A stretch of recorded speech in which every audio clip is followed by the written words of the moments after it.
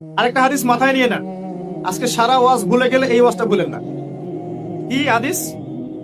নবীজি বলছেন, তোমাদের সামনে, হে আমার সাহাবীরা, তোমাদের সামনে এমন একটা যুগ আসছে, ওই যুগে আমার সুন্নতকে ধরে রাখাটা হাতের মধ্যে আগুন ধরে রাখার মতো হবে। আমি অনেকদিন এই লেকচারে এই হাদিসটা বলেছি। তোমাদের সামনে এমন একটা কঠিন যুগ আসছে, জামানা সবরিন, সবরের যুগ, কঠিন যুগ।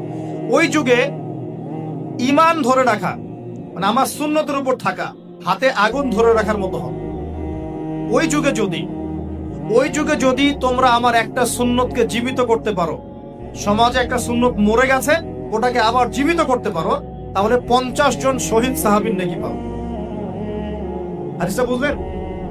শুধু নেকি না, আপনি 50 জন শহীদ সাহাবীর নেকি পাবেন, যখন চলমান সমাজে একটা সুন্নত মিটে গেছে, নাই, মানুষ আমল করছে না, কিন্তু আপনি সেটাকে জীবিত করলেন। পারা যাবে ইনশাআল্লাহ।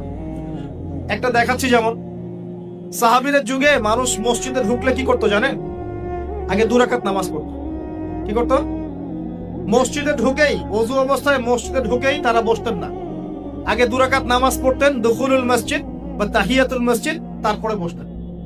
আর নবীজি বলেছেন, কিয়ামতের আগে আগে এই দুখুলুল মসজিদ, তাহিয়াতুল মসজিদ, এই নামাজটা উঠে যাবে। উঠে যাচ্ছে না আস্তে আস্তে। মসজিদে ঢুকলে মানুষ ধাপ করে বসে পড়ে, তাই না? মানুষ ভুলেই গেছে না সুন্নত। এখন আপনি যদি এই সুন্নতটাকে আবার জীবিত করতে পারেন, ইনশাআল্লাহ 50 জন শহীদ সাহাবীর নেকি পাবেন।